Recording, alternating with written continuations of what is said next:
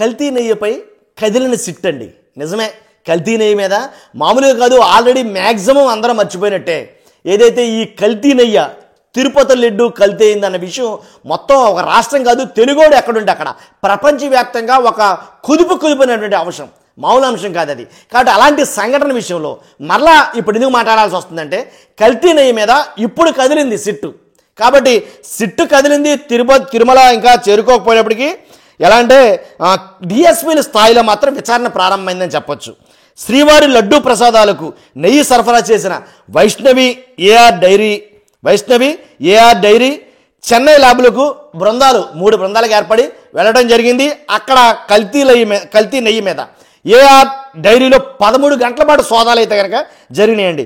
2 డైరీల నుంచి కీలక పత్రాలు మాత్రం స్వాధీనం చేసుకున్నారు. 100% దాని మీద ఒక పక్కాగా ఒక విచారణ అయితే కనుక కొనసాగుతుంది. శ్రీవారి లడ్డూ ప్రసాదాల తయారీకి కల్తీ నెయ్యి సరఫరా చేశారన్న ఆరోపణలపై సుప్రీంకోర్టు నియమించిన ప్రత్యేక దర్యాప్తు బృందం సిట్ ఏదైతే ఉందో ఎట్టకేలకు విచారణ మొదలుపెట్టింది. ఎందుకంటే సిట్లో కీలక సభ్యులు ఇంకా తిరుపతి చేరుకోనప్పటికీ కింది స్థాయిలో ఎవరైతే ఉంటారో డిఎస్పీలు కానీ వాళ్ళతోటి వాళ్ళ ఆధ్వర్యంలో విచారణ ప్రారంభమైంది. మొత్తం 4 డిఎస్పీలు ఉండగా వారిలో ముగ్గురు ఆధ్వర్యంలో సిబ్బంది 3 బృందాలుగా ఏర్పడి ఆదివారం ఒక బృందం వైష్ణవి డైరీకి, మరో బృందం తమిళనాడులోని దిండుగల్కి చెందిన ఏఆర్ డైరీకి, ఇంకోటేమో చెన్నైలోని ఎస్ఎంఎస్ ల్యాబ్కి వెళ్ళాయి.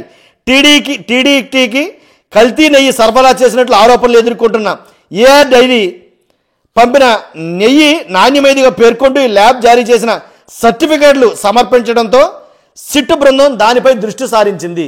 సర్టిఫికేట్లు ఏదైతే 100% జెన్యూనే మంచి నెయ్యి అని ఏదైతే సర్టిఫికేట్లు ఇచ్చిందో ఆ సర్టిఫికేట్ల పైన కూడా దర్యాప్తు చేయడం ప్రారంభించారు. కాబట్టి నాకు తెలిసి మూలాల్లోంచి ఈ దర్యాప్తు అనేది ప్రారంభమైంది.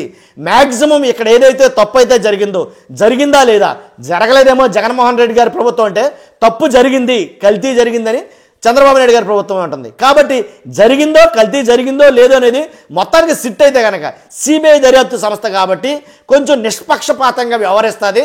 కాబట్టి 100% అని ఒక నమ్మకం అయితే కనుక ప్రజలకు కానీ చాలామంది అధికారులు నాయకులకు కానీ ఉంది. ఎందుకంటే ఇంతకుముందు ఏదైతే సిట్ వేశారో అది ప్రభుత్వానికి అనుగుణంగా ఉంది. కాబట్టి కూటమి ప్రభుత్వానికి కావలసినటువంటి ఎవరైతే అధికారులు ఉన్నారో వాళ్ళని వేసుకుని విచారణ చేస్తామనుకోవడం అది పొరపాటు.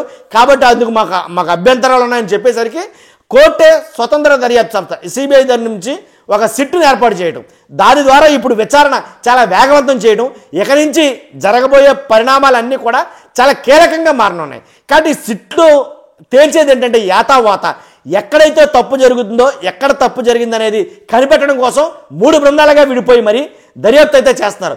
మొత్తానికి దర్యాప్తులో తేలాల్సిన అంశం ఏంటంటే కనుక, 1 కల్తీ నెయ్యి కలిసిందా లేదా, ఒకవేళ కలిస్తే కనుక అది ఏ ట్యాంకర్ ద్వారా వచ్చింది, ఏ తారీఖున వచ్చింది, ఒకవేళ కల్తీ నెయ్యి ట్యాంకర్ అక్కడికి వచ్చుంటే కనుక దాన్ని నమోదు చేశారా, ఒకవేళ దాన్ని వెనక్కి రిజెక్ట్ చేశారా, రిజెక్ట్ చేసిన దాంట్లో కల్తీ నెయ్యి ఉందా, లేకపోతే కల్తీ నెయ్యి కలిపేశారా ఆల్రెడీ అనేది మాత్రం క్షుణ్ణంగా తేలాల్సి ఉంది. చూద్దాం ఏం జరుగుతుందో. మొత్తం సిట్ బృందం వచ్చిందిగా, కాబట్టి ఇప్పుడు అయితే కనుక అధికారులు సిట్ బృందంలో ఉన్న అధికారులు ఎవరు విచారించట్లేదు. కానీ ఎవరైతే కింద స్థాయి డిఎస్పీ ఉద్యోగులు ఉంటారో, అధికారులు ఉంటారో వాళ్ళు మాత్రం 3 బృందాలకు ఏర్పడి ఒక విచారణ అయితే కనుక దర్యాప్తును అయితే కనుక ప్రారంభించారు. సిట్ అధికారులు కూడా చేరుకుంటారు. మొత్తంగా దర్యాప్తును మాత్రం వేగవంతం చేస్తారు. ఏంటనేది ఖచ్చితంగా తేలుతుంది. చూస్తున్న మీరు అందరూ కూడా 100% లైక్ చేయండి. అంతేకాదు మీ అభిప్రాయం ఏమనేది ఖచ్చితంగా కామెంట్ రూపంలో తెలియజేయండి. చూస్తున్న మీ అందరూ కూడా పక్కాగా మన ఛానల్ సబ్స్క్రైబ్ చేయండి. Thank you very much.